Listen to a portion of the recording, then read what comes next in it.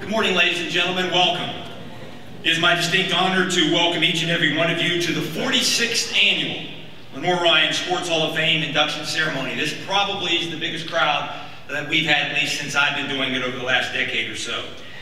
At this time, before we begin, it's time to recognize Mr. Todd Cutter, who will perform this morning's invocation.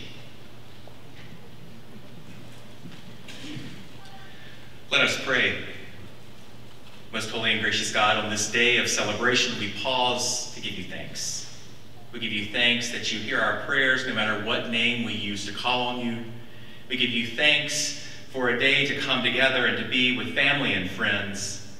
And above all, we give you thanks for the constant gifts of love and grace you pour forth upon us. Today, we celebrate with those being inducted into the Hall of Fame.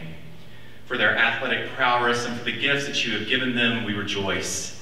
But we also know that they have made many contributions to Lenoir-Rhyne, both on and off the field. Fill their hearts with joy this day and be with them as they celebrate. And finally, oh God, we ask that you will bless this university, that you will continue to knit us together as one, that we might fully live out our mission and values and seek to serve our neighbor in all that we say and do. All of these things we ask in your holy name. Amen. Amen. It is my pleasure, as always, to welcome and introduce the Vice President of Athletics, Ms. Kim Pate, who will have our opening remarks. Well, welcome to all alumni and current and former faculty, staff, students, and friends of the university. A warm bearers welcome back to all our current members of the Lenoir-Rhyne Sports Hall of Fame. And my personal congratulations to this outstanding class of inductees who have garnered special distinction. The Lenoir-Rhyne Sports Hall of Fame is held and reserved as the highest athletics recognition bestowed by the university. Today, we are pleased to celebrate the induction of 8 new members into this distinct class of honorees.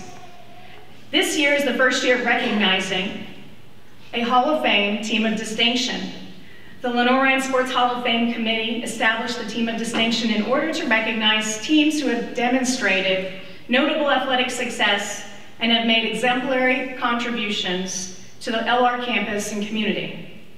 The recognition falls under the auspice of the Lenoir-Rhyne Sports Hall of Fame, and team members will be recognized collectively versus individually for their contributions. Before we get started with the ceremony, I would like to take this opportunity to recognize and thank the members of the Hall of Fame Committee, as well as the nominating committee, for their time, their dedication, and their service. I would also like to express my appreciation to Jeremy Zalaka for his leadership heading up the Hall of Fame process, and both Shana and Martha for the planning.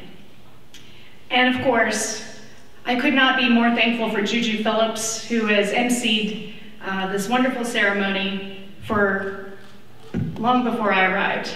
I'm guessing Juju, 10 plus years? Yes.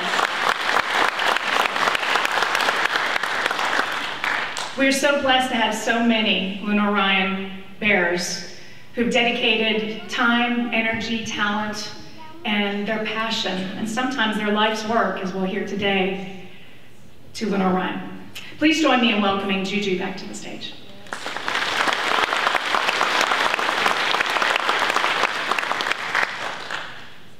Once again, let's give a warm welcome to our Hall of Famers who are with us this afternoon. I think I counted 17 of you guys. We honor you.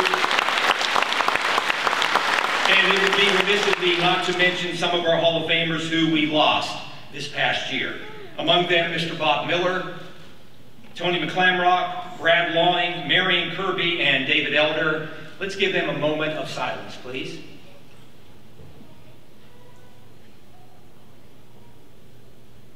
Thank you. 46 years the Hall of Fame has been going. It's one of the longest running college sports Hall of Fames in the Carolinas. The first couple were held in the springtime, matter of fact, over at the cafeteria, and now it has moved here to become what it is today, one of the largest crowds we've ever had. As you heard Kim say, today's induction, a record 8 enshrinees. There are now 180 members in the Hall of Fame, and it is an exclusive fraternity of both men and women. As you've heard, it's another great group of classes, talented individuals. They left their mark either as a record breaker, a standard bearer, All-American, major player, or major contributor who've given their time, talent, and treasure to Lenoir-Rhyne over many years, if not decades. And like many in the past, this year's class has honored LR through their accomplishments and contributions. So what do you say, fans? Let us get started. Let us begin with this morning's ceremony. Take a look at the two screens on each side. Our first enshrinee is a record-breaking All-American softball player.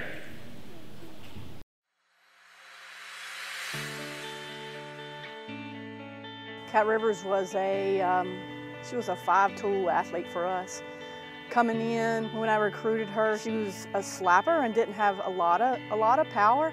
We can remember going to Myrtle Beach and it was freezing the weekend and we wanted to go see her again, and they played and she slapped a lot, and I told her, well, I don't know how much you'll slap when you get here, but when she did get here, it was let's swing away, maybe bunt for a base hit, and worked her power, and she's probably third or fourth on the list of home runs in LR softball history. A really good memory here is at regionals. We were playing Augusta State at that time, and I don't know if the game was tight, but if you looked, she hits a ball halfway up in the pine trees over here, so it was a bomb. So that just reflects on her power and things like that. I can remember, like when she played, those teams were really good. Congratulations, Kat, on induction into the Lenoir-Rhyne Sports Hall of Fame. Well deserving.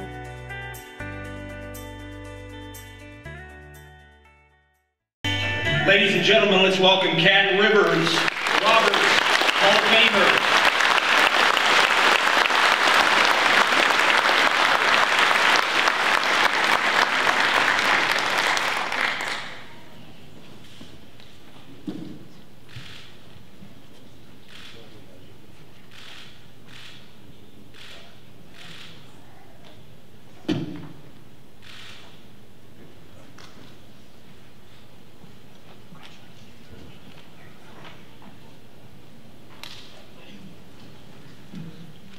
Okay, congratulations. I would guess with this crowd here this morning, I have a lot of people to thank that are either here with you or helped you in your success here at LR.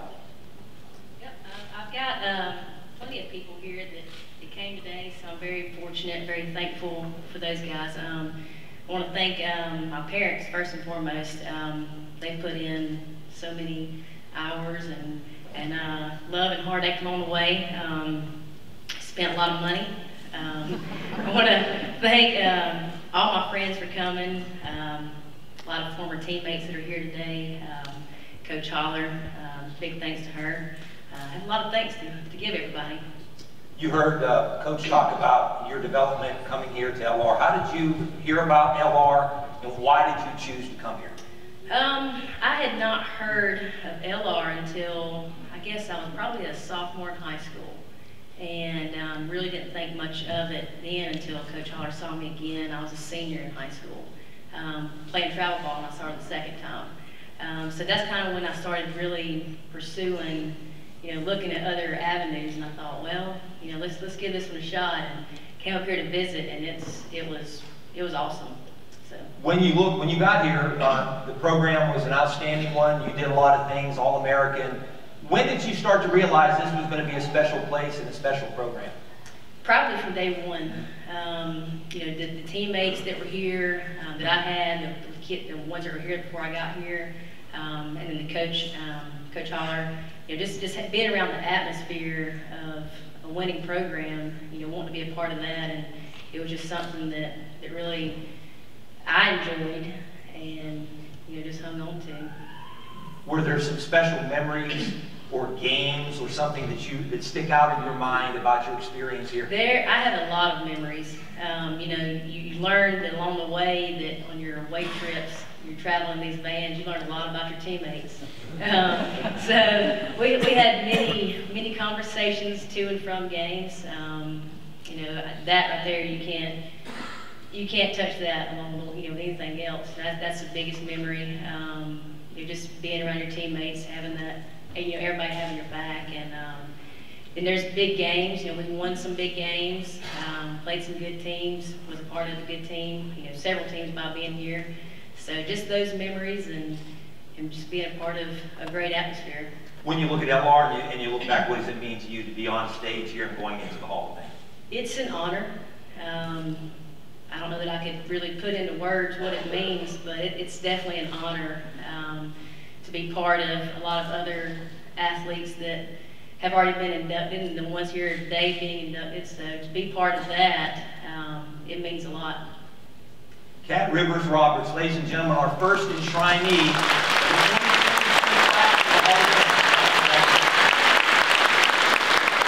Was among a handful of All-American basketball players in our school's history. It's a small class, there have only been 5. He played on a championship team, one of the most successful basketball teams in LR history. Take a look at your screen, our second inductee, Larry Lentz.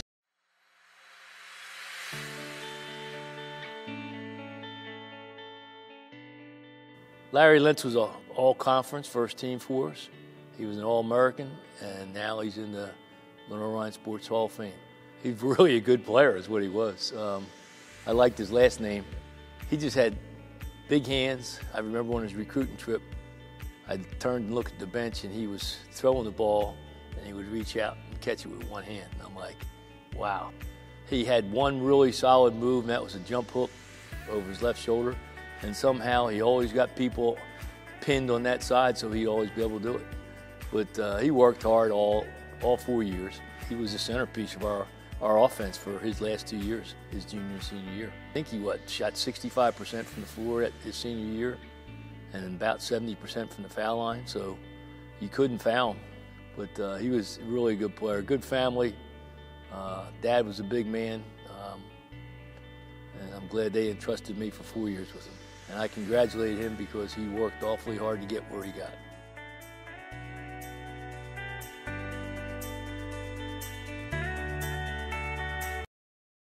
Gentlemen, let's welcome our second enshrinee, Mr. Larry Lentz, Hall of Famer.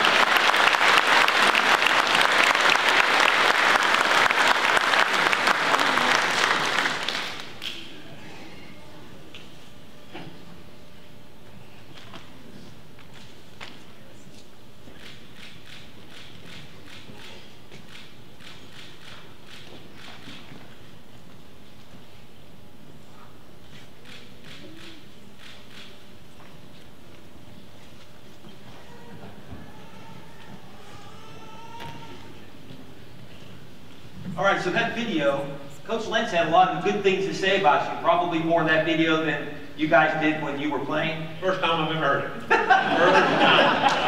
Like I said again, Coach Lentz was a great mentor. Obviously, he said no compliments were given when you played here, but that's what made us a special group. Like I said again, first of all, I'd like to thank Coach Lentz for everything he did. Coach Cordis, appreciate you. Those were probably the 2 biggest reasons for me coming to LR. This was the time before social media, so basically you came and you recruited at your high school basketball games. You know, it was a special time. Cordis was at South Rowan, probably as much as anybody there. Just a school out in Rowan County, about an hour here, but he got to be part of the family out there when recruiting, and with Coach Cordis and Coach Lentz, obviously with Coach Cordis being a big guy, he really brought me along under his wings and did well with that. So I thank those guys. And some teammates are here today too that you like to thank that were part of a special team back, what, 30 years already? 30 years. It's been a while. It has been. I do have some teammates here, some Hall of Famers out there. I got Tyrone and Jeff Addick both. Great to see those guys. Dwight Joplin's here. Tony Mallard, a few of the guys out there, and just awesome team, and that was probably one of the most special teams I've ever been a part of. So give us a couple of memories or maybe a story or two that you can tell all of us about that team back in 1993. Well, again, we went to the national championships, the NAIA championships in Kansas City, and that was always probably, you know, some of the most memories. But the stories you guys want to hear is probably not the ones on the games and everything. So there's been some comments that I can tell and can't tell, but a couple of them that in particular, you know, early in my career, just to let you know about Coach Lentz and everything, you know, we were playing Carson Newman. We were coming off of a weekend game, probably weren't practicing well, weren't playing well. This was, I think, my sophomore year. And Coach Lance, I said again, you know, we're going to Carson Newman. It's a Wednesday night game. Everybody familiar with Carson Newman. It's about a 3-hour drive from here. So thank goodness we did not have our fan base to go to that game. We hadn't been playing well, hadn't been practicing well, and Coach Lance basically came in there. We were expecting, you know, the Vince Lombardi, Jim Balfano, go get him speech. Coach comes in there. I think Robert Crouch was our manager, and he had to be part of it as well. But Ashley came in there with the bags, and you guys practice like crap, you're going to look like crap. Walks out. I mean, we're sitting there going, uh-oh, what is this? Robert Crouch drops a bag with our uniforms and everything in it. It's Carson Newman, thank goodness again. We unzipped the bags, and the basketball uniforms, I think, were the 1960 basketball team. So if anybody has seen the movie Hoosiers, that's basically what we looked at. And this was back in the 80s, 90s, you know, when the Michigan Fab Five, the baggy pants are in France. I mean, again, this is the look. We come out of that tunnel. Nobody takes off our warm-up outfit because again, we've got shorts that so small that the numbers, I said again, is such a tight vest on there. Nobody comes out of their warm-ups. And another side story is Jody Petty, another Hall of Famer. He's Mr. Cool. If anybody knows Jody Petty, I mean, you look up the dictionary, Jody Petty is beside him cool. I mean, he makes everything look cool. I come out there, I'm one of the last people to get my pants. The jerseys are always signed. You got your numbers, all that stuff. So again, you got your nerds. I look in there, I pull out the last one, the small. I'm a full-figured guy, is what they call it now. So again, I'm 6'7", 230, and I got a small. Jody's already full dress in his warm-ups and everything. And I look at his shorts finally, he's an extra large. I said, Jody's 5'2", $110. I mean, I said, Jody, come on, man, you can't do that. So, well, I finally had to physically take that off, but we got out there on the court. And I said, again, we're out there warming up. Everybody's in full warm-up. Nobody takes off things. Finally, the starters have to take off their warm-ups. And like I said again, it is skin-tight uniforms. The crowd is laughing. Carson Newman's laughing at us. And Carson Newman is basically a school that basically took a lot of the Tennessee flunkies, rejects, people that did. So again, they've got 7-footers. They've got athletes out the yin-yang. But again, we wound up beating them because again, I guess they were too busy laughing at us, whatever it is. But that motivated us to basically have some good practices. So that is one of the stories I can relate to those things. So you made it to the Elite Eight in 1993. What made that team so special? You guys were struggling for a while there early in the season. I think we finished 25-7 that year. We started off, and again, we usually take a trip. We'd always do it around Thanksgiving and Christmas time to sort of get the team bonding trip. And we were at 5-5 at that time, I believe it was. We weren't playing well. But again, we had great guys. We got together. We finally bonded as a team. We came together, and like I said again, with players like we had around us, with Jeff Haddock, Tyrone McDaniel, Tony Mallett, Brian Lewis. I mean, we had Division I players basically that just wound up at Lenoir-Rhyne, which was great for all of us. And like I said again, it was a special team that we worked. And like I said again, it came to be. And like I said again, it was just an awesome team. And finally, what does it mean to you to be going into the Hall of Fame with some of your teammates in front of your parent? Your dad's here as well. My dad's here, my family member. It's awesome. I mean, again, it's just your name's going to be in the Hall forever. Again, I'll be associated with tied to Lenoir-Rhyne for my entire life. Hopefully, us again, 100 years from now, some students, some marketing, sports managers guys going to run across that name. They might have to do some research on me. But again, with being in that hall with all these people as well, it is a thrill, and it's an honor. Ladies and gentlemen, Larry Lance, Hall of Famer. Congratulations again.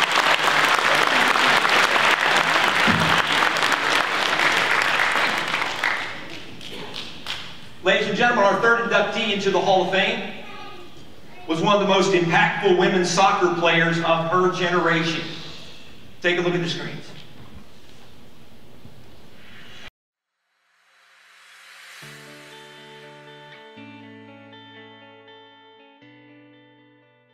Hi, my name is Margaret Schrader, and I am lucky enough today to get to introduce Elizabeth Halls, but for those of you who know her, she goes by Liz. I got to play against Liz actually in high school, and then my junior year here at Lenoir-Rhyne playing, Liz came in as a freshman, and I thought, oh goodness, because one of the first memories of Liz is she came in and she had this dainty little bow tied into her hair.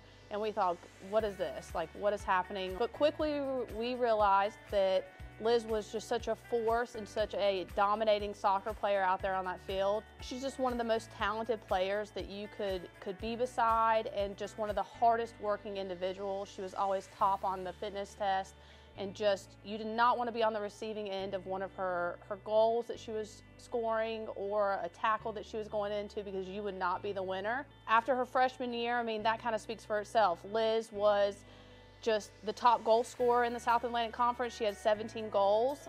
She was also the SAC Freshman of the Year and the SAC Player of the Year, which was the first in league history. And we got to be on her team and be her teammates. And yeah, Liz is just such a phenomenal person and just an amazing soccer player. And so for her to be recognized for the Hall of Fame this year is just phenomenal. Just so proud of her, and congratulations, Liz.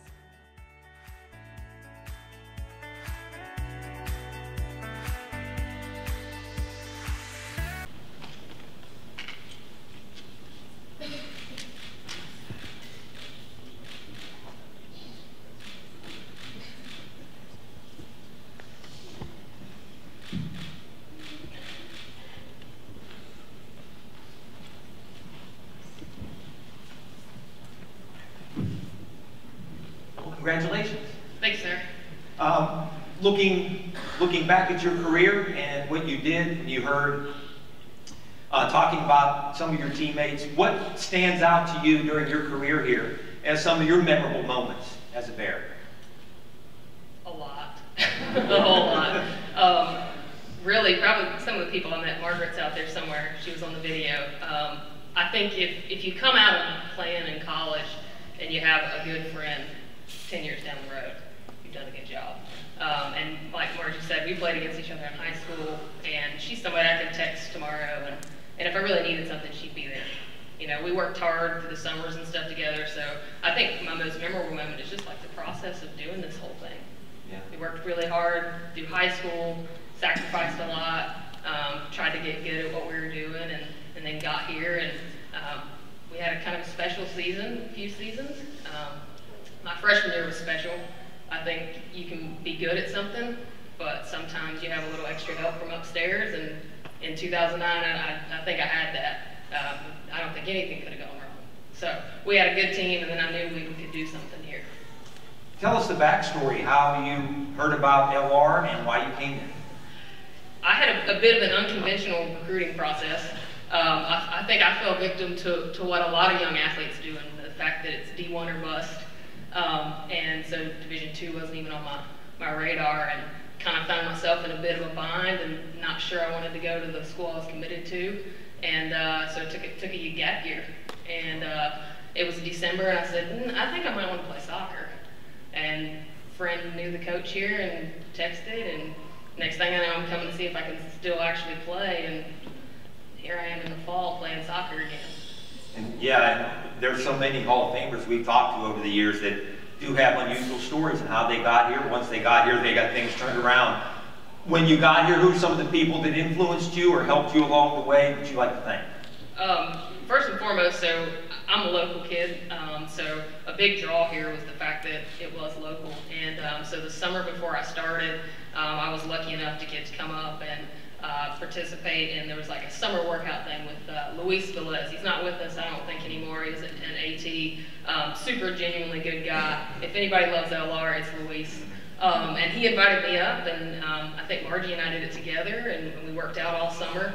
And he was always positive and giving me good feedback, and I got really fit. And just throughout my career here, even when he wasn't my trainer, he was there. He actually, after I graduated, we trained for my first marathon together.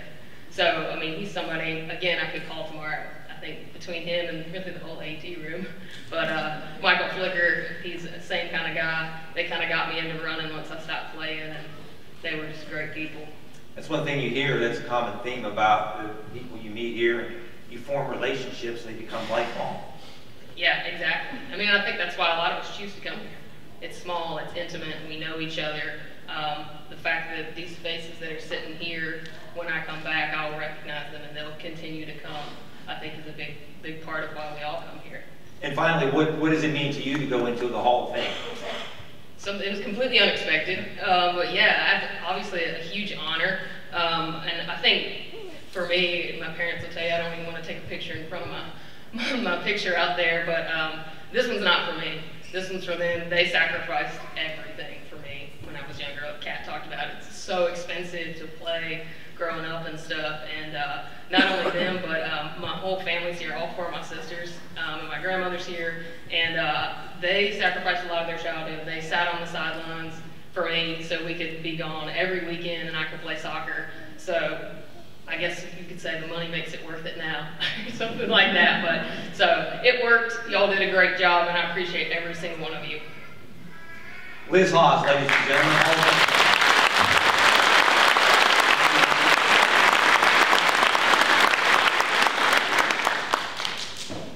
All right, halfway through our fourth enshrinee, not only an All-American football player, he's one of the best tight ends to ever put on an LR uniform, and he also played on a championship team that was 35 years ago. Amazing that the time continues to fly. Our next Hall of Famer, take a look at our screen, Rex Harrison.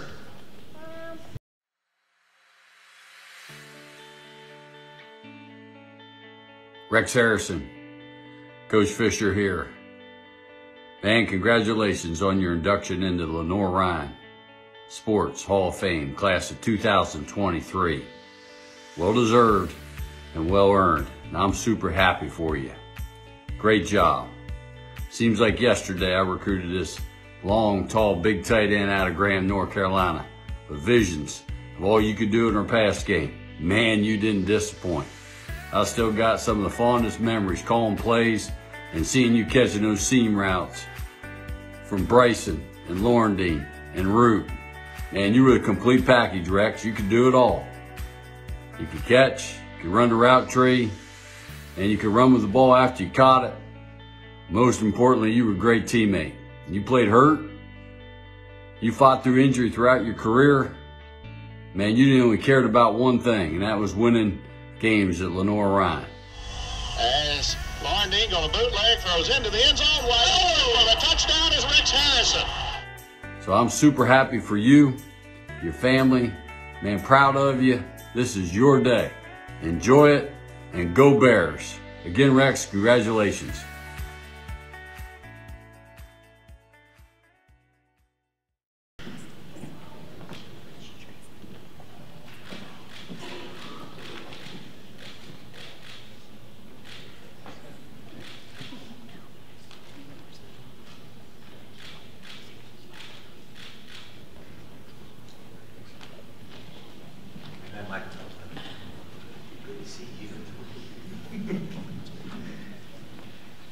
Well, that was a pretty good introduction by Coach Fisher, wasn't it? It's actually, I almost got emotional. It was truly amazing. Charlie was a big reason why I came here, and he recruited me relentlessly, and very much appreciated. When you look back on your career, what are some things that stand out to you about this place, that team in 1988 that won the South Atlantic Conference Championship, but your experience as a student athlete here at LR? I got to tell you, I'll tell you a funny little story. I mentioned that last night to my family at dinner.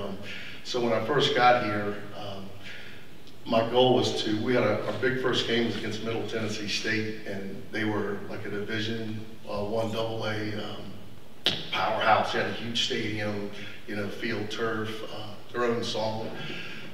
So my goal was just to try to make the travel team. So I kept checking and talking to the coaches to see if I was going to make it. And they're like, Rex, we'll post it, we'll post it. So I saw the bus list and I wasn't on it, and I was heartbroken. And then I looked over and they said, Van 7, Rex Harrison. So anyways, got in the van. It's about 7 hours or 8 hours, you know, like this, all the way up there. We got there, we kicked off, and guy ran the ball back 99 yards for Middle Tennessee. But we got the ball, and and drove down, and we kicked the goal. So I said, hey, we're all right, 7-3. We kicked off again. Do you know the guy ran it back again? But there was a flag for holding, so we re-kicked, he ran it back again. We lost the game. I think it was like in the upper 30s. We didn't score again. And anyways, that group of guys, we made up our mind after that year that we were going to flip this program and turn it around, and that's exactly what we did. In 1988, that group of leadership, coaches, and team, we ended up winning the SAC-8 conference, and that's what we did. It was unbelievable. You had a lot of influential people, I'm sure people you can thank. You heard from Coach Fisher. Who else would you like to thank that helped you get here and were very influential towards you in your career here? Well, unfortunately, my father passed away, and I thank my mother as well. My father was a big-time football player at Elon College, and he was the one that kind of instilled in me that if you're good and your goal is to play in the league, they're going to find you. So, you know, he had mentioned me, Lenoir-Rhyne. I was like, the first time I heard about Lenoir-Rhyne, I was like, what's Lenoir-Rhyne? He goes, are you kidding me? They won the national championship in 1960. I said, well, Dad, I wasn't born until 67. But anyways, yeah, it was just an unprecedented time here. I really enjoyed it so much. And some people, some teammates that are here, some coaches that are here. Yeah, my fault. Yeah, no. You know, obviously, I'd like to thank my parents. Special thank you to Coach John Perry. Great guy. I love him to death. Taught me a lot about life. Mike Helms. We had offensive line. He worked with offensive line, so we had to go down there. And Mike really taught me how to be a lot. I didn't really play the block. I'm not gonna lie. I played the catch. But Mike really helped me, you know, become a much better blocker. And I thank him, and I want to thank all my teammates. The late Brian Bryson, you know, I'm a smart guy being a tight end. When he was my roommate my freshman year, and you know, he threw me a lot of passes. And then I had the pleasure of being Tommy Lord, and he's roommate for 2 years, and he threw a lot of passes. So, you know, I played the cards right. Coach Fisher mentioned it a little bit. How did you find your way? Because he was relentless, as you said, in the recruiting process? Is that the main reason? Yeah, Coach Fisher, he really kind of, I mean, he was calling my mother. She worked at the florist. He called my dad at Xerox and said, we need Rex. He can contribute at this level and really help. And, you know, you got to talk to him. You got to talk to him. You know, you got to use Elon stories or what have you. Yeah, he was really relentless. He even came to my grandparents' house and had some hot dogs and hamburgers. That's what good recruiters do, right? Yeah, he's the best. I didn't even know. He called me a while ago, and I was actually his first recruit. And Charlie went on to have an unprecedented coaching career. Yeah, he did. He really did. So what does it mean to you? We've talked back and forth over the last year through this whole process. What does it mean to you to be sitting up here going into the Hall of Fame? I'll be honest, it's probably the biggest honor of my life other than my kids being born. It's awesome. Super proud. Thank you so much. Ladies and gentlemen, Hall of Famer Rex Harrison.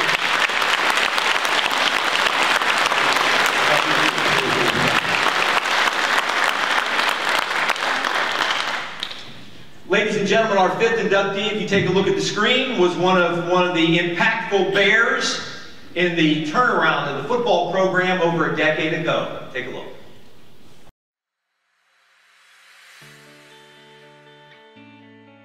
Marcus, first off, I just want to tell you how proud I am of you and how excited I am for you for this honor. Certainly it's well deserving. And you know, when I think about you, I think about your freshman year, you know, the skinny, gangly kid that you know, got thrown into a starting position, and I remember the lessons you learned that year. The thing that really sticks out to me is you never back down from the challenge. I watched you grow. I watched you overcome some tough lessons, but I watched you develop from those lessons. I watched you grow as a leader over the next 4 years. My favorite memory of Marcus Shuford is on senior day against Catawba. The interception to seal the game, to get the huge win at home, the last game of your senior year, and then to be honored as the Defensive Player of the Year in the conference. so many memories of those 4 years together. And when I think back to that time in my career, you know, I think back to you and CK and just, you know, all the things that we shared and grew together. And I just could not be more happy for you. I love you. I miss you. I think about you often. I'm just so proud of the man that you have grown into, and just enjoy your day today.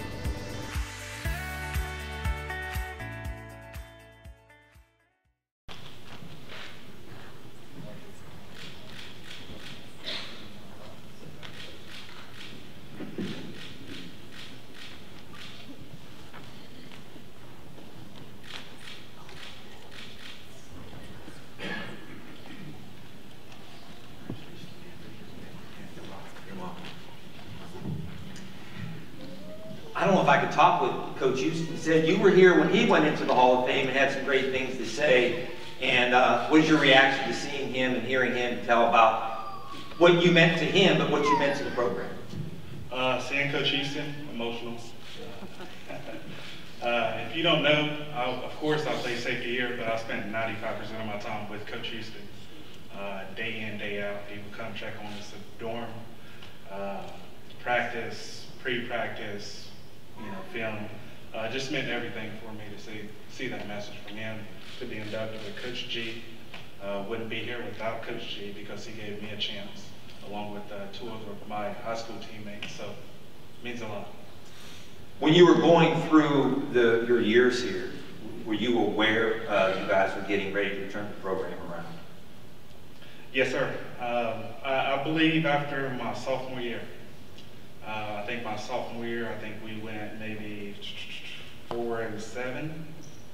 Going into my junior year, we had a great recruiting class. I came in with some dogs.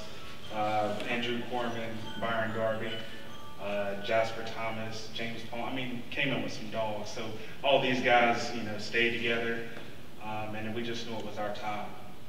So we just put in that work, stayed together. So yeah, yes sir. Who impacted you while you were here beside Coach Goldsmith and Coach Houston? So many names. The great John Moretz, Trip Cody. I have all of my football coaches, Coach G, Ron Boyd. Those guys came and recruited us down in Little Old Newton, North Carolina. Of course, my family, my mom, the Sullivans, Daddy Mike, Marguerite, just so many people. The staff at LR. I mean, they were very gracious, very helpful getting this little kid from Newton up here, learning how to fill out a FAFSA form and all that. So, you know, just everything. I'm grateful for everyone. So, yeah. Was there a game for you individually that stood out to say, okay, I have arrived? Will be a big part of this program. I can give you an example every 4 years, but I'll just go my freshman and senior year. Freshman year, we're at Morris Hill. Well, one day we played App right after App beat Michigan. So just imagine going to playing in Boone, you know, their home opener after they beat Michigan. That was the eye opener. I started my fourth game was against Benedict College, but the one thing that stood out my freshman year, we go to Morris Hill. And I'm looking, this is a pro style, pro left offense. So I'm lined up over the tight end. My linebacker is Dwayne Jones. Had him for 3 amazing years. He wrong arms the fullback, and it's a G power coming right to me. So it's me and the tailback. I'm meeting him two yards behind the line of scrimmage. Smack, boom. I stood him up. His feet kept going. And next thing you know, I'm on my back, looking back. 25 yards later, he's in the end zone, touchdown. So that's my freshman year. Right after that game, my strong safety, Carl Brooks, his dad looked at us. He looked at me and said, "Hey, 3-2. Yes, sir. Did you get the license plate to that truck? Freshman year. So I got humbled doing that. That's my way of welcome to college football. And then my senior year, we play Brevard College up in Asheville. Won't ever forget it till the day I die. Called a punt return. Couple blocks, you know, landed the perfect way. Next thing you know, I took it back maybe 40, 50 yards. And my last 10 yards running into the end zone, I see Geach on the sideline. He's just smiling, giving me a thumbs up, walking me into the end zone. So that was my senior year. I think that just topped really my career in football here. When you look at your career and being what you meant to the program, when you look back, besides those two memorable moments, who are, I guess, some special people, teammates while you were here, besides some of the guys you mentioned, who else that really impacted you? Carl Brooks, he was my strong safety for 3 of my 4 years here. Dwayne Jones, middle linebacker. He really took me under his wing, even though he's from Reedsville, and I still dislike that place to the day. Scotty Armstrong, Keontae Davis. I mean, these are guys that I looked up to. You're looking at a little kid coming from high school. I think a third of these guys were married with kids, so that was just eye-opening to itself. You're walking in and like, you guys got wedding bands on and everything. You know, with just those teammates, they follow me. I had them all the way up to my junior, senior year. Mike Harold, and I got to call him Dr. Sullivan now, Brian Sullivan. We came up from Newton Conover, so those guys I leaned on hard. I was very fortunate to be from just 10 minutes down the road, so I had family here. I had my best friend down the road in Newton and Stedman, the Royals, just everyone. I mean, I was very fortunate. And finally, what does it mean to you to be up here and be going into the Hall of Fame after seeing some of your friends and some of your coaches go in the Hall as well? It means everything. I got to steal it from what Elizabeth said. It's really just the sacrifices that everyone put in to help me get along this path. It just paid out. So this is bigger than me. You know, it's really my family and friends, my brother, my 2 brothers. So just everything. So thank you. Ladies and gentlemen, Hall of Famer, give a hand, Marcus Schuster.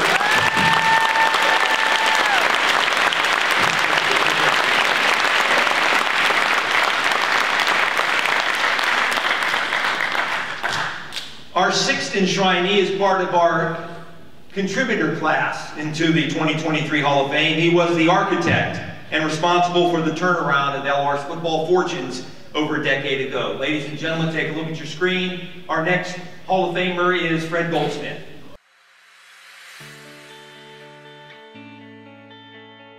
Coach G, just excited for this day for you. I think it's long overdue, and I think it's an honor that is well deserving, and just excited for your day. And I just want to say thank you. Thank you for everything that you've done for me personally. Thank you for everything that you have done to help me in my career. You know, you've been with me through a lot of victories together. You've been with me through a lot of victories, you know, since you retired, and you're still with me. You were there with me on the day my father passed away.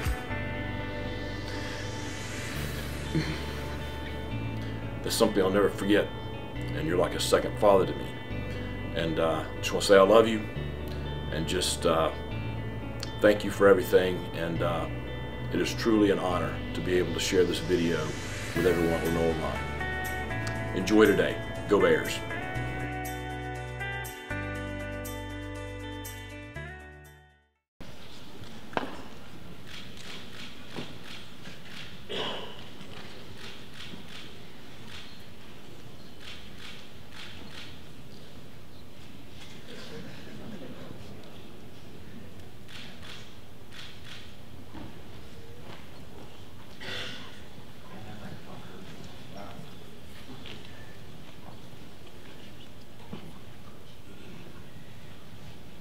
Coach, I would guess you would never imagine when you were hired first here that you'd be sitting up here and to see what's happened to the program since you left and the impact that you had. No, especially after those first few games. But, talking about being hired here, we can't get past that without talking about Neil Gay. Neil's son's out here somewhere. Raise your hand. Hey, Coach. I feel like we're kin to each other because it was like I was married to your daddy. We really had great relationship, but we fought like the Dickens. Much more, I think, well, anyway, my marriage is a lot better than that. But he was one of a kind, and we sat together when he got enshrined in the North Carolina Sports Hall of Fame many years ago. So when you got here, you found out that it was going to take some time to rebuild the program. What were some of the intangibles? What did you want to lay the foundation? What did you want to do to get the program turned around? Besides winning, obviously. We had to change the culture. Marcus knows that. Well, the first day I was here, called a meeting of the team. I'd seen the films, and we had a fine quarterback named Sanders, whose family, there's a lot of Sanders in that line, and he was a very good quarterback. But there was a real good running back. He didn't show up for that first meeting. I sent for him, he didn't show up again. So I went and got him. I did a little checking on him, and he was really good. Neil told me how good he was. I loved him on the film. But after meeting with him, I told him he wasn't going to be a part of this program.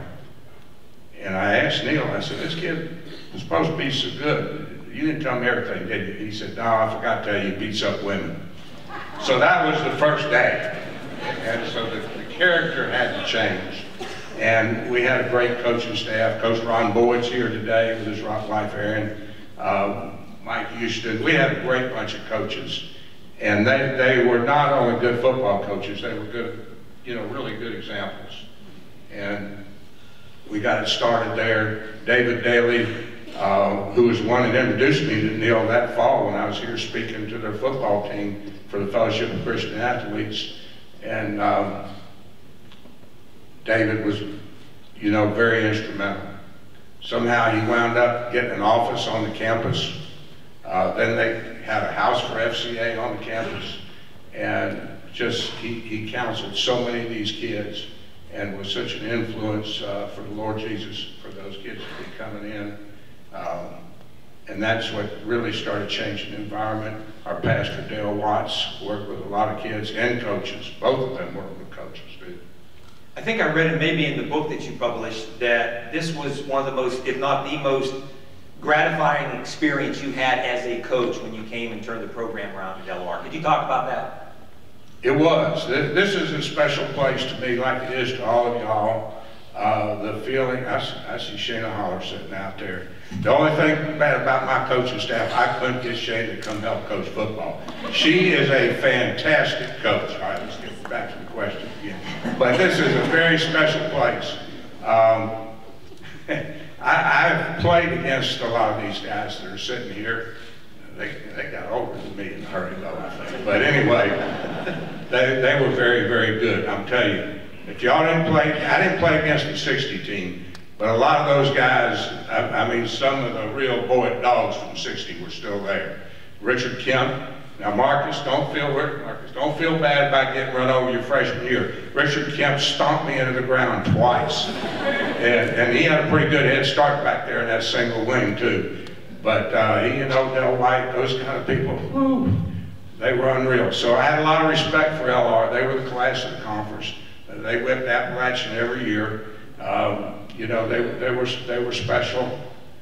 And I was telling Jack that in 1980, the spring of 1980, I was a long way from here. I was an assistant at the Air Force Academy, and I was homesick. I wanted to get back to this part of the country. Job came open at Lenoir-Rhyne. So I tried to get an interview. I could not get an interview. Jack got the job. But the Lord works in mysterious ways. All those years later, when I got the job, we were terrible the first year. I knew we had to do something different. That was go to the triple option. Well, Jack was a wishbone coach. So when I got here, the wishbone wasn't very popular to fans anywhere. Now, John Moretz loved the turnaround, but I tell you what, he wasn't crazy about us not throwing the ball, were you? But anyway, Jack made it possible because he was doing the radio broadcast. And we'd lost for so long, there were a lot more people listening on the radio than were coming to Hickory from games. And so he was able to influence them how great this wishbone was for Lenoir-Rhyne. And so things went different ways. I couldn't get interviewed. Jack got the job, but he paved the way for our success, and we'd probably been fired before we turned it around. So finally, Coach, as you wrap things up, what does it mean to you to be going into the LR Sports Hall of Fame? Well, it means so much to be part of it with great players in all these sports, men's, women's sports. You know, something that's had a tradition. This school has tradition of excellence, Juju, and that makes it very, very special. And that I'm representing a lot of people. Mike Houston's like a son to me. Representing a lot of people that had something to do with the turnaround.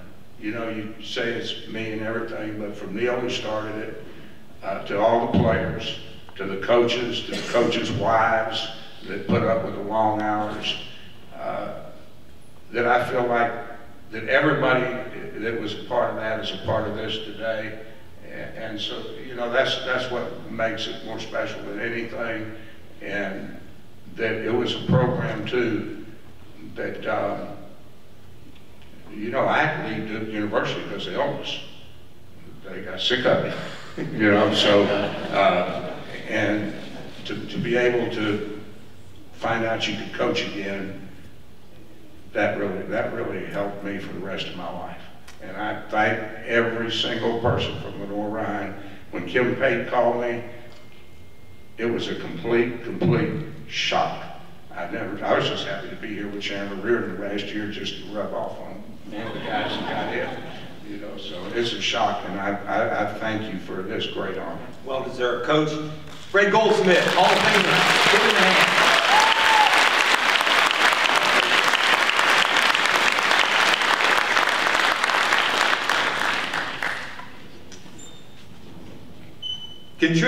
Continuing with our contributor class, our 7th enshrinee spent over 45 years volunteering and lending his time and talent and treasure to the then Piedmont Education Foundation, now Bears Club. Take a look at our enshrinee, Mr. Roger Maxey.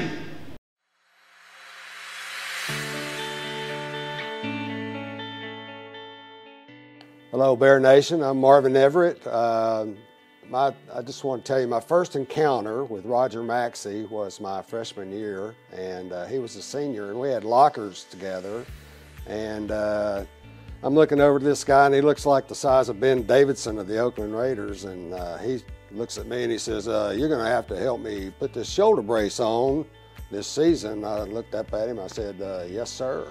Anyway, that was my first encounter with Roger Maxey, and he was an offensive lineman on the team, and they during his tenure they won 2 conference championships, and he blocked for 3 All-American running backs. So he had a really good career on the football field, but the best of Roger was still to come. I'm John Moretz, class of '73, and I'm proud to be here to speak for Roger Maxey, one of my dear friends, and of course one of our 3 amigos. So one of the key things that really impressed me about Roger through all the years that I've known him, which is close to 45 now, is about his dedication and the ambassador that he is for the university. But his brother Dick was here, fortunately, and helped bring him to come out and try out and get his scholarship and become an LR Bear. And you know, Roger looks like a bear. I mean, he's like a big burly guy, and he's got hands like paws.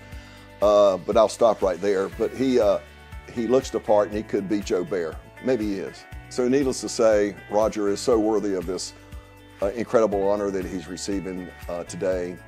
And it means so much, I know, to him because he's given so much time and his passion and his heart to the university. And as Roger is, all heart behind that big exterior.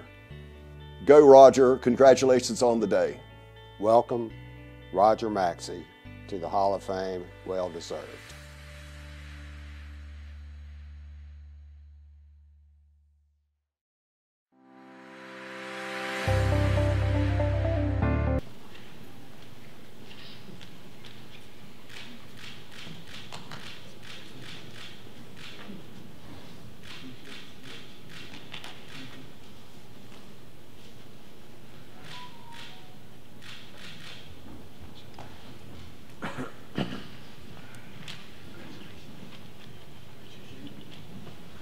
So we heard the story about your brother was here. How did the family get? How did they hear about Lenoir-Rhyne? Obviously, you came here because your brother was here. How did he hear about Lenoir-Rhyne? Oh, wow. Well, my older brother, Dick, you can see him over here in the front, the distinguished gentleman in the front.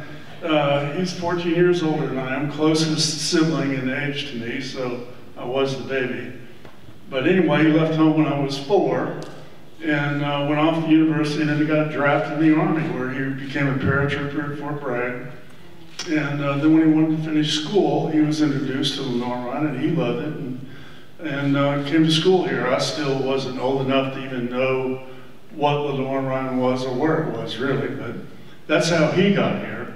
And he had a great experience here, and he was here during the 1960 National Championship years. So you know as well as anybody that's been a part and been around here for over 4 decades, what makes this place special? Why? What makes this place special? How much time do we have? 5 minutes, I believe. 5 minutes, What makes this place special? Wow. The people. You know, buildings are buildings. This building was here when we were here. I mean, some things are good and great, and some are new and some are old, but what makes things special are the people. Reason for my years of service really didn't have anything to do with me. It has to do with everybody else in this room. I'm going to name a few of them later, but people in this room, my teammates, they were awesome. The ones that came today, I appreciate it so much. My family, and the LR Bear family. I mean, the 3 amigos, you know, we kind of kid around who we are. Marvin and I played together. Johnny and I didn't even play together. The reason we're bonded so tight is because we're Bears to the bone. Yeah. So when you were here, what were some of the experiences that shaped you into the person that you became, or shaped you into wanting to give back to Lenoir-Rhyne so many years? Well, a couple things when I was here and actually in school. One was the deep sense of pride. I think a couple things, you know, the teammates were phenomenal athletes. I had a lot of opportunities to go to different schools, do different, play different places, but the athletes here were just incredible. We used to have a shrine game in the state for college athletes, and Lenoir-Rhyne had the MVP the 2 last years that they had it, and Kelly Rittersel and Eddie Joyner. They're just phenomenal, and you can see a whole group of these Hall of Famers out here. Just kept the tradition and the pride forever. The string of conference championships that we had, those sorts of things, lasted with me. School experience was great. We had good professors here, and the whole Lenoir-Rhyne environment was all about family. But in being involved in what you've been with Bears Club, where does that come from? Is it because of your experience? I mean, not everybody wants to throw themselves in and get involved in every aspect of either fundraising or behind the scenes. You've been out front and you've been behind the scenes. Where does that come from? Well, first of all, I didn't have any inclination. Daisy and I, we moved back. We lived in Colorado at the time, moved back to North Carolina, and wanted to hook up with my teammates, wanted to hook back up here with school. And the first person that really put his arms around me was Coach Painter. And I'm going, well, you know, Coach Painter was tough. He had anybody that played with him or for him knows that. He wasn't the kind of guy that really put his arm around you a lot. He put his arm around me and really mentored me into the Bears Club. We had some things happen. Jerry Shaw's death, we all got around. We started some events together. We'll talk, Tommy, I'm sure will talk about that some when he's up here, but it just went on and blossomed from there. How much of an impact is going to school here and being involved in so many things, how much has it impacted your life as an adult? All the time. I mean, the one thing is I used to travel all over the country all the time, and people just got sick of it. So what's this Lenoir-Rhyne thing? What's this all about? And you know, we were, and still are, a relatively small school, but I think what has happened, and I'll use this analogy, I used it at the annual dinner, I talked about return on investment and how we're looking at our return on investment. I'm going to use a different analogy today and talk about if we were a gardener and the garden was not producing fruit, what do? Well, that's the situation that we were in when I came into my role in the Piedmont Educational Foundation before it became the Bears Club.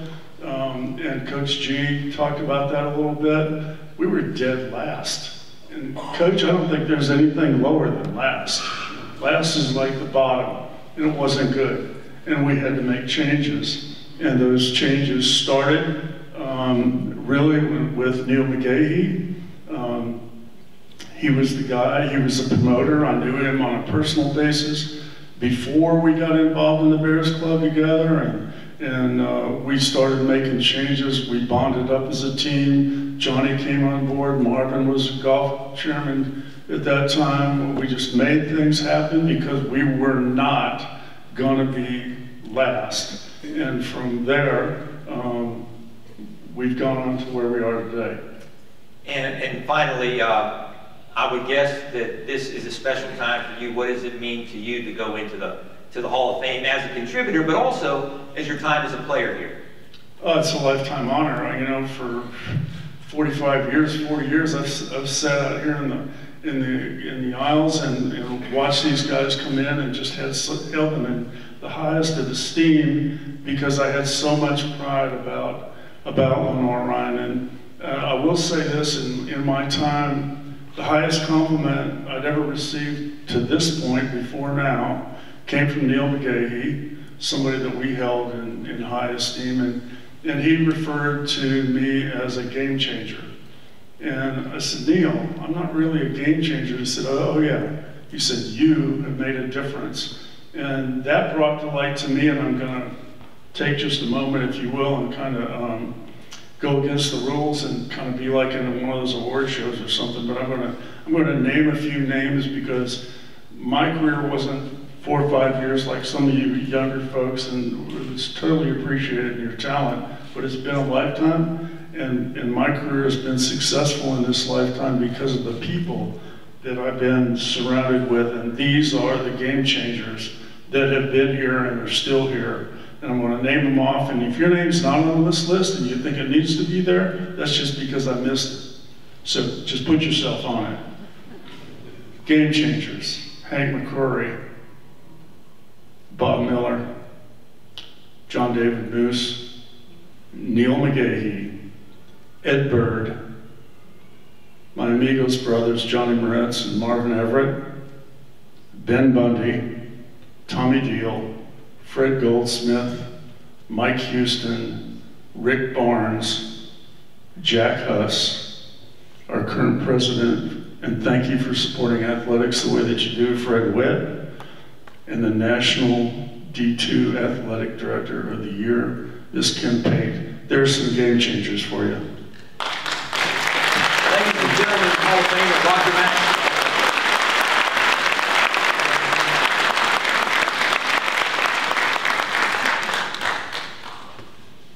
Ladies and gentlemen, if you look at the screen one more time, our 8th enshrinee.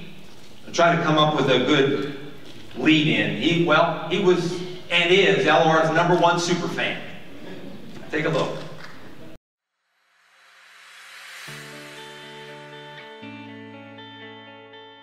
I'm Ben Bundy from the Bears Club. What an honor it is for me to introduce to you Tommy Deal. Tommy was one of the greatest supporters in LR history.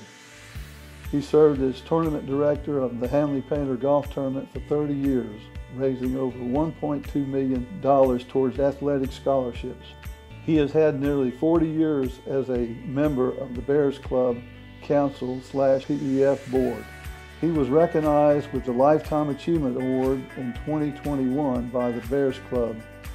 He received the Opal Moretz Award by the Alumni Association for his service to the community. If you come to Lenoir-Rhyne on Saturdays and look up in the stands and you see a guy stand up, turn around, raise his hands up and yells out, "What time is it?"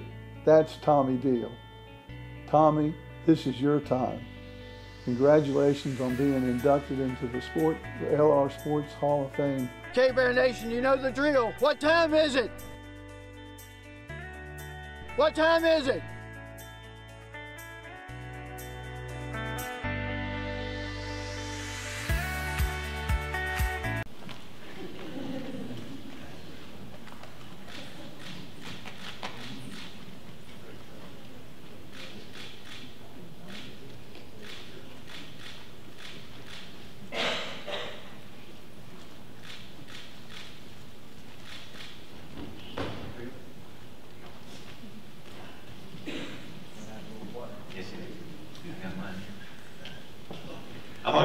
time it is because it's your time.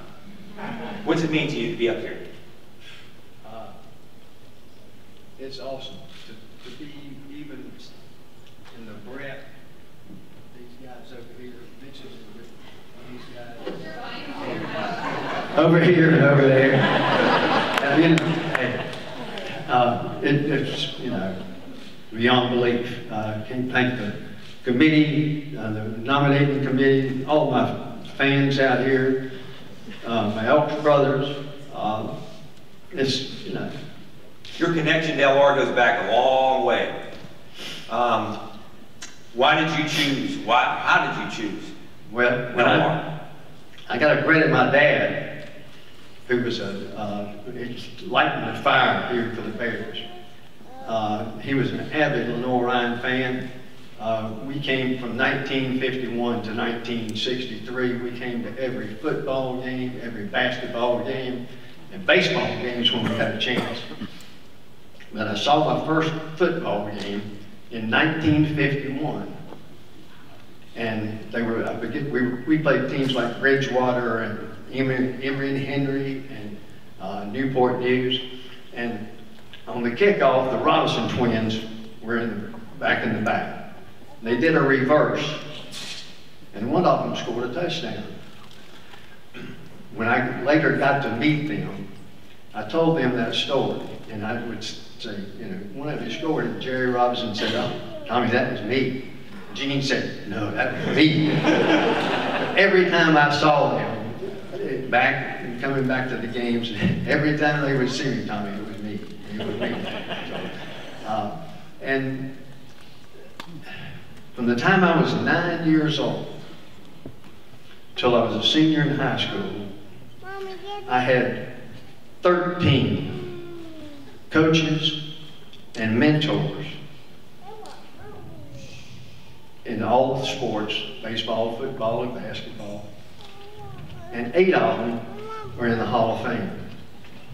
So I was touched the early years of my life about this place.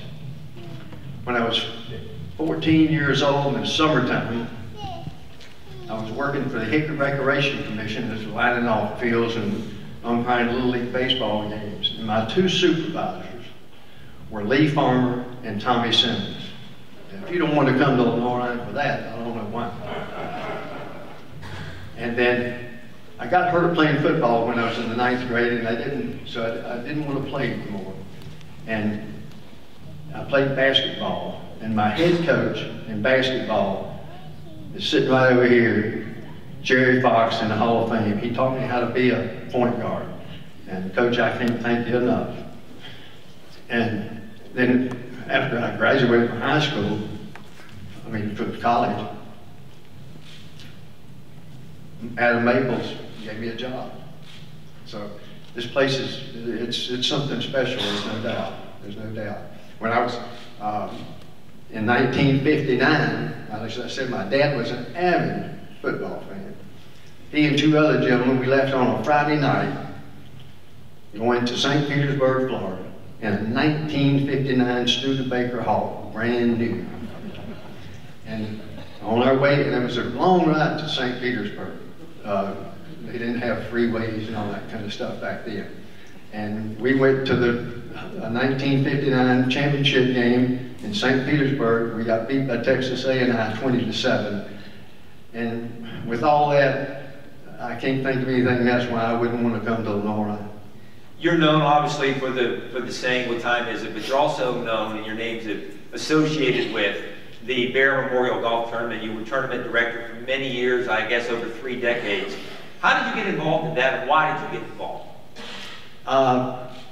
In 1984, Coach Painter came to me and offered me to be on the Board of Trustees for the Piedmont Education Foundation. We did raising funds and raising money and stuff like that. And unfortunately, in 1988, my dear friend, Jerry Shaw, passed away. And a bunch of people got together in a meeting at dinner after Jerry's celebration of life. There was about 9 guys: Roger Maxey, Jack Hush, Hubert McGinnis, Coach Williams, Coach Painter. Tom Lumsden, Warren Goforth, Hubert McGinnis, and Roger mentioned, and Charlie High was there, they mentioned, we got to do something for Jerry. And somebody said, well, let's start a golf tournament. And Coach Painter, being in the vision he had, and he said, well, we're not going to name it after Jerry. We're going to name it the Bear Memorial Golf Tournament. That was in 1988 when Jerry passed away that night. In 1989, we had our first Bear Memorial Golf Tournament. The goal was to have one scholarship. And that year we had 56 players. But a scholarship at that time was only $6,000. So we raised the $6,000, and we made it that first year. After a couple, and Coach Painter, at that time, he said, Tommy, he said, I'm going to let you be the face of the Bear Memorial. So I became the MC and introduced and acknowledging everybody that came to the tournament and things of that nature. A couple years later, some heavy hitters came on, Johnny Moretz and Marvin Everett, Ed Bird, and it just started growing and growing. Johnny brought the Top Cats, which were the cheerleaders from the Panthers. Neil McGahee came on board and brought celebrities. Bobby Crimmins, Ronnie Lott, Johnny Moretz brought, Rick Barnes came, Steve Vasindak from Duke. So the program, it just materialized. It blew my mind that it had grown this much. You know, now last year especially, we had like 212 players. And it's just grown. I'm sure Coach Painter is rolling over in his grave to see how great this thing has become.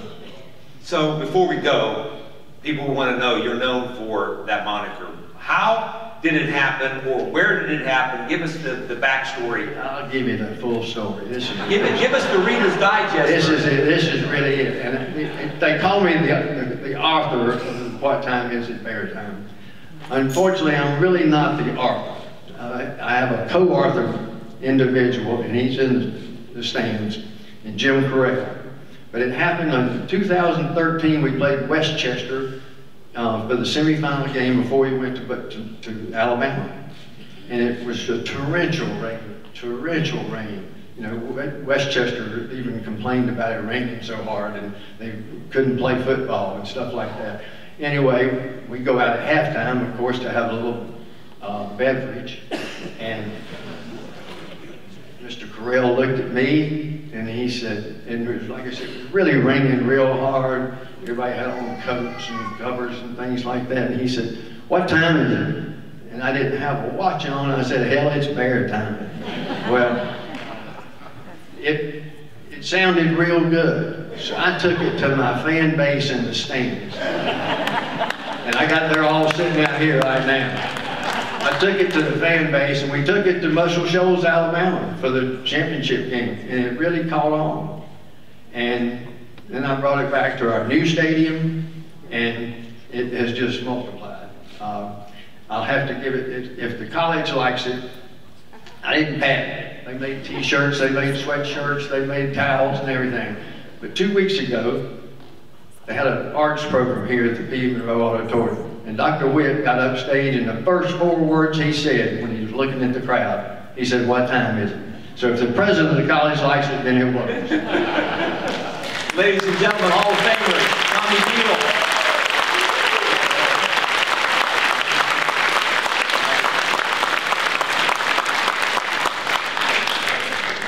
Before we go, Tommy, I'd like to thank a few people. I just want to thank a few people, especially I have a big row of family right here. My 2 sisters and my brother, of course, graduated from Lenoir-Rhyne. My brother's on the cruise. They have their family with them. My daughter, Taylor, and her fiance, Sean. Unfortunately, she is a bear, but she went to Appalachia.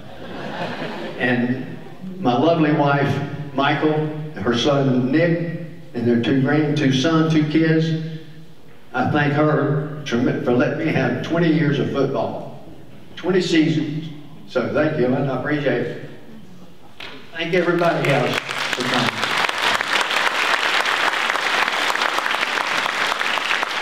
What time is it?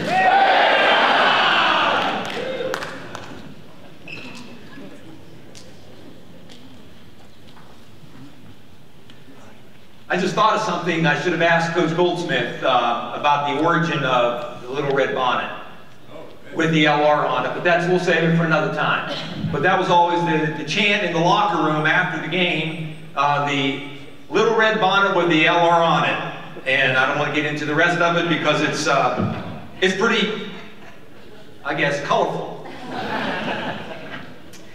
Special time now of the program, our first ever Team of Distinction. Newly formed Team of Distinction, this category bringing pride and honor, notoriety, and accomplishment to Lenoir-Rhyne. I don't think could have picked a better choice than the first ever national champion in college football in the state of North Carolina belong right here. Take a look at the screens, please.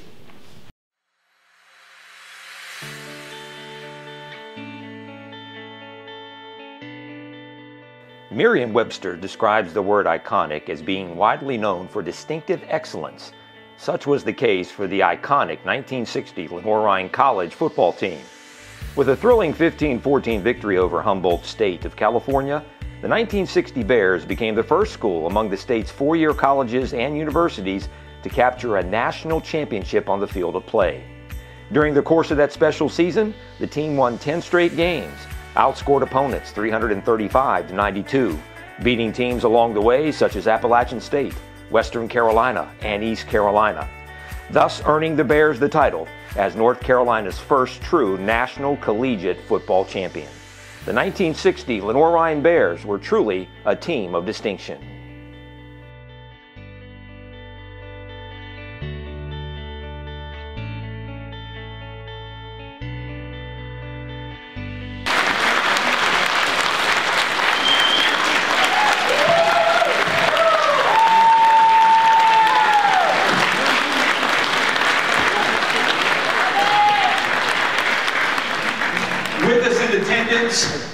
Mr. Adam Maples, Norm Cockrell, Hall of Famer Joe Ryan, Hall of Famer Marcus Midget, Bo Bohart, Tommy Simmons, Dick Angel, and Ronald Turner. Ladies and gentlemen, our 1960 Team of Distinction, they are going to be presented a commemorative coin from President Dr. Fred Witt and Athletic Director Kim Pate.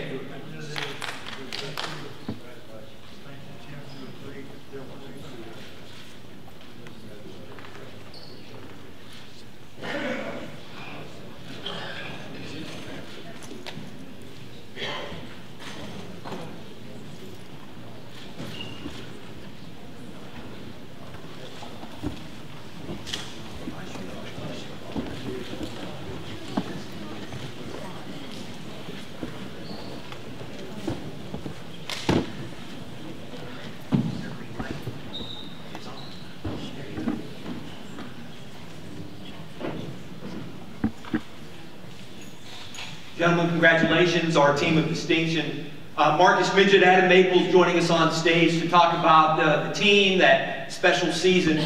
You guys were in the championship game in '59. Looking back, how did that spur you on to what happened in 1960? Personally, I think '59 was a better team. We had some great life. Rick. We were young. If I think back, I think, wow, I'm going to climb on that old airplane thing. I've never been on an airplane before. I grew up in Maine. It's not very far away. And I thought, I don't know if that thing will fly. I said, no, it didn't look too good. And I sit beside Adam. And that's a funny story because Adam and I were tackling partners. But he was Stass's favorite. So I didn't have to do anything. We just kind of hit each other and roll around and Stass say, you guys are really good. But I think we learned from that. We were pretty young. I was a sophomore, and the backfield was Lee Farmer and Adam and Tommy Simmons were juniors. We were a little bit younger that year. I don't know. I think we learned from that, and the next year we did a better job. Would you agree, Adam? What made that team special? I would agree. I think the beginning of the team was when we came in as freshmen. And we were playing against, that was 1957, so that was the year, the boys from 56, that team was the only undefeated team in the history of the school. 10-0. And they were a great team. That's who we had to practice against. That's who we had to run against, and they beat our brains in. So, but we learned from them what a championship group of guys, how they acted, how they conducted themselves. There was no hurrahs and big celebrations after you scored or anything like that. It was bring the ball back to the ref and go get ready for the next play.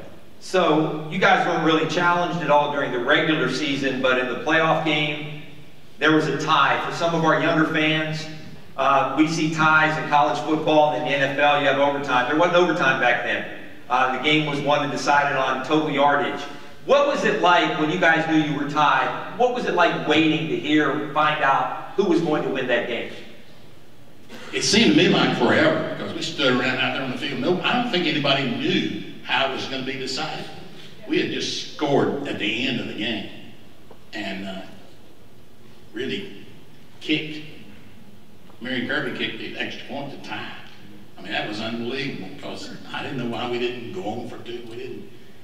But it took a long time. But it made us all happy, that's for sure. I agree. I don't believe that we really knew. I don't think the coaches told us how that game would be decided, but I do know that we were behind the touchdown, and I felt like I was calling the plays, and I felt like we had a play that would work, and so Tony McClamrock, I think, threw a pass to Marcus Midget, and he caught the winning or the tying score touchdown for us. And then, probably the most important play was they had a great passing quarterback and a great team. And the quarterback, they were on about their 40-yard line. And the quarterback started dropping pass. He was going to throw a pass, trying to get them back in the game so they could score again. And Tank Turner and Eddie Hop and Ronnie Fry caught him in kind of a triangle web and kept running him back. And he kept dropping back, waiting for his chance to throw the ball. And they finally tackled him on about the 10-yard line, 12-yard line. He lost about 30 yards. The game was decided, and we won the game by 25 yards. So I attribute that defensive play as to our success and what we went on to do. And that team, what made that team in 1960? Well, let me ask you this. You guys, I guess, remain close, lifelong friendships. Talk about that, one of you guys, if you would, about what being on the championship team, what it did to you, what kind of impact it had on you as you grew older and became an adult. Well, I had always been associated with Al Hawker, so my teammates, I don't know, it's just a bond that you make. You're together all the time. I mean, if you're playing college football, that's almost your life. I mean, it's tough. It's not easy. It's hard to study. It's hard to do anything. You practice all the time. You go weekends. You're traveling. If you're traveling, if you're not, it's tough here at home. Stats got the idea one year that we played better on the road. So even if we're playing at home, he'd load us up on a bus and we go for a ride. Every home game. Yeah, every home game. They were building Lake Norman. We rode down and looked where they're building the dam one day. We had a trip. We went up in the mountains up toward Boone, pulled off up there the side road. This is funny. Guys got off throwing rocks off the side of the mountain. Some farmer come up there raising cane and throwing rocks down on his house. Remember that? It was funny, but Stats had funny ways. He was a very sarcastic coach, but he bonded us together with that. I mean, it was, I can tell you some stories about the way I'll tell you one just from me. We had winter drills. You talk about tough, that was tough. It was February, it was cold, it was awful. Everybody's trying to play their best and show the coach how good they are so they get to play the next fall. The last day, it's raining, it's cold. I think it was freezing on our helmets. I don't know. But at the end of practice, we're practicing live punts. Now, that's unbelievable for practice. Well, I fumbled one. Pile up, I get kicked in the mouth. broke a tooth, but I'm laying there bleeding and going on. Stas comes up, looks down and said, catch a damn football, that won't help me. Wow, what am I supposed to say? That was the end of it. Adam, do you have any stories? What do you remember most about your time and being a member of this team? Well, I was a little bit of an outsider. I was married when I came to school. And so I didn't live in the dorm with the guys and so forth. I had 5 jobs, plus playing football, plus going to school. So it was kind of tough for me, but I love the team. There's great love among the entire group. And I know Eddie Hop's not here. That's the one thing he said, please let everybody know how much I love them and how good that school was to me. So, but I was accepted. I was a fullback when I came here, and Coach Stas called me in his office one day and said, we're going to let you play a different position. And I said, what position is it? He said, we call it blocking back. And I said, well, I played fullback in high school when I had to do some blocking. He said, well, you're going to have to do a lot of blocking in this single man. But he gave me the opportunity. And he and Coach Painter and Coach Sid Wilson were great. We had a terrific group of guys, and it was just a wonderful year. They accepted me, and most of us have talked. I wanted to thank and appreciate this moment of silence that was given today for those who passed. Because we've just had 2 or 3 of our people in our family that, I say our family, our Lenoir-Rhyne family, that just passed away. Marcus lost his wife. We lost our tailback, who was backed up lead farmer, Tony McClamrock, the kid that kicked the field goal for the national championship. We've lost so many people, so it's a tremendous honor. We appreciate this recognition of our team from the bottom of our hearts, and we love this school. Thank you. Well said.